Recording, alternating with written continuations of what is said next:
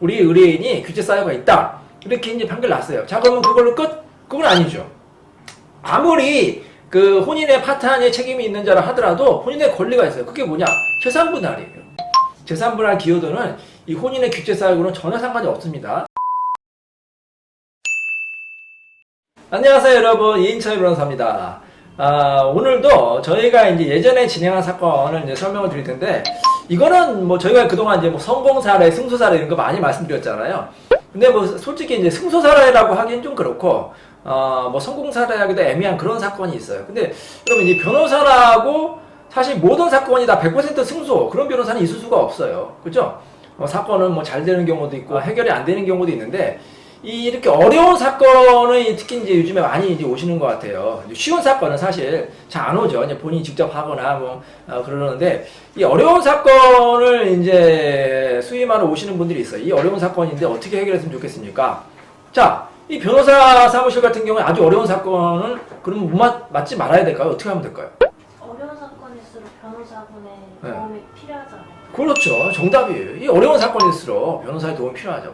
가끔 이제 뭐 사회적으로 이제 막 문제가 되고 무리가 있는 사건을 막 변호사가 선임하면 가끔 막 변호사를 이제 공격하는 경우인데, 여러분 그러지 마세요. 변호사의 일이라는 게 이 어려운 사건도 맡아야 되고 뭐 사회적으로 비난을 받는 사건도 피하면 안 되거든요. 이렇게 저는 이제 표현하는데, 예를 들어서 김대리가 홍 이사가 의사예요. 응급병원에 응급실에 근무하는 의사인데 갑자기 어떤 환자가 응급실에 실려온 거예요. 근데 얼굴 딱 보니까 이게 누구냐? 지금 문제가 되고 있는 그 연쇄살인 사건의 연쇄살인범이 이제 경찰과의 그 대치 과정에서 크게 다쳐가지고 응급실에 왔어. 그 누가 봐도 이게 나쁜 사람이잖아요. 그죠? 연쇄살인범이면. 근데 지금 피를 철철 흘리고 지금 막 큰 외상을 입었어. 치료할 거야, 안 할 거예요? 의사로서 해야죠. 이 너무 나쁜 사람이야. 이거 죽어 마땅해. 어떻게 보면은. 그죠? 그러면 가만 놔둬. 이 나쁜 환자이기 때문에 나는 치료 못한다. 이렇게 할 수 있어요? 굉장히 고민은 되죠. 네. 고민은 되지만. 근데 지금 응급실 실려 왔어. 담당 의사야. 해야겠죠. 해야죠. 그렇죠. 그게 의사 의리예요. 이 환자가 착한 사람이건 이건 나쁜 사람이건 어떤 치료해야 돼. 그게 당연하죠. 변호사도 마찬가지예요. 이 의뢰인이 착한 의뢰인이건 어떻게 보면 좀 사회적으로 비난을 받은 그런 나쁜 의뢰인이건 그걸 변호를 해야 돼. 어쩔 수 없어요. 변호사의 그게 직업이에요. 변호사 직업. 변호사라는 직업은 물론 억울하고 착한 사람을 도와주고, 저희 사무실에 대부분 착한 분이 오세요. 이게 또 재밌는 게 뭐냐면 의뢰인들이 자기 성향하고 비슷한 변호사를 또 찾아와요. 희한해요. 제가 이제 이혼 사건 많이 하다 보면은 정말로 상대방의 성격이 뭐 딱 보이잖아요. 뭐 정말로 막 진짜 너무 뭐 성격이 그렇다. 제가 뭐 구체적으로는 표현할 수 없겠죠. 그러면 딱 자기랑 맞는 변호사 찾아가요. 그럼 비슷해. 그러면 막 법정에서 막 진짜 막 소리 지르고 막 그러는 분이 있거든요. 가끔 변호사도 똑같이 소리 질러요. 막. 근데 뭐 저희도 물론 열심히, 저희는 소리까지는 안 지르고 저희는 이제 합리적이고 논리적으로 이제 그 법리적으로 쫙 이제 반박을 하죠. 그러면 대부분 또 저희 의뢰인이 그래요. 대부분의 의뢰인이 합리적이고 저랑 또 성향이 비슷한 분이 오는 것 같아요. 그리고 또 기본적으로 좀 약간 좀 선하고 억울하고 선하고 그러신 분이, 선하고 착한 분이 또 이제 억울한 일을 많이 당하잖아요. 그런 분이 많이 오시는데, 그래도 이제 간혹 완전히 이제 어떻게 보면 이거 누가 봐도 우리 의뢰인이 좀 잘못한 것 같다 이럴 수 있잖아요. 친구도 봐도 그렇고 너무했다 그런 분도 오시거든요. 그렇다고 뭐 그걸 그럼 당신 돌아가시오, 나 안 맞겠어, 이렇게 할 수는 없잖아요.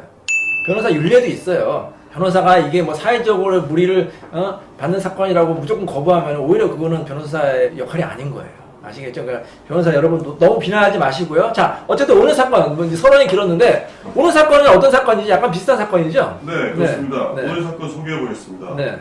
원고 네. 남자 측입니다. 네. 원고가 저희 사무실 의뢰인이었고요. 네. 피고는 상대방입니다. 네. 여자 측입니다.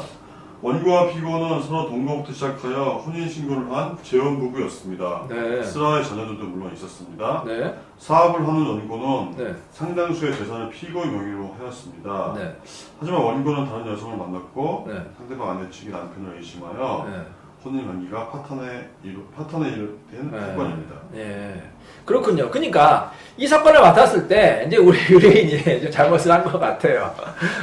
좀 외도를 한 것 같아요. 물론 저는 의뢰인을 믿죠. 의뢰인은 뭐 억울하다. 여성 만나서 이제 해외를 같이 나갔는데 뭐 출장 겸 같이 간 거고 뭐 그렇게 큰 관계는 아니라고 했는데 상대방이 뭐 여자들 만나는 거 사진 뭐 출국 관리사무소 뭐 같이 이제 해외 간 거 이런 걸 다 증거로 내니까 이 법원에서도 어쩔 수 없이 우리 의뢰인이 이제 외도를 했다 이렇게 사실 결론 났어요. 제가 이제 이건 그래서 선고 사건이 아니라고 말씀드렸잖아요. 우리 의뢰인이 규제 사유가 있다 이렇게 이제 판결 났어요. 자 그러면 그걸로 끝? 그건 아니죠. 아무리 그 혼인의 파탄에 책임이 있는 자라 하더라도 혼인의 권리가 있어요. 그게 뭐냐? 재산분할이에요. 재산분할은 이 잘못하고는 전혀 상관이 없는 겁니다. 비록 잘못을 한 부부의 일방 당사자라 하더라도 이 재산분할의 기여도가 있을 수가 있는 거예요. 이 사건 같은 경우에도 우리 의뢰인이 사업을 열심히 해가지고 돈을 많이 벌었거든요. 그 재산을 이제 상당 부분을 이제 아내 앞으로 해준 거예요. 그러니까 비록 남편이 잘못했지만 가끔 이런 경우 있어요. 상대방이 바람 피우고 잘못했기 때문에 재산분할 하나도 안 줘도 된다. 그게 맞을까요? 그건 아니에요.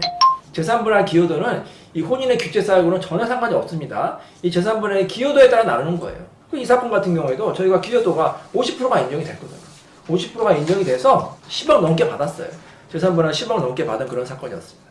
그러니까 아시겠죠? 혹시 뭐 본인이 실수나 아니면 잘못을 해서 이혼이 된다 하더라도 모든 것을 포기하지 마시기 바랍니다.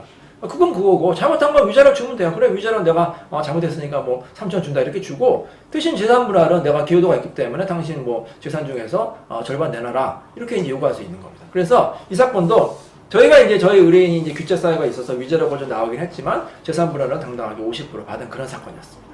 자 이거는 뭐 승소 사건인가요? 패소 사건인가요? 뭐 승소도 아니고 패소도 아닌 거죠? 잘 마무리된 네, 잘 마무리된 사건이었습니다. 자 이인철 변호사의 승소도 패소도 아닌 잘 해결된 사건을 설명드렸습니다. 감사합니다.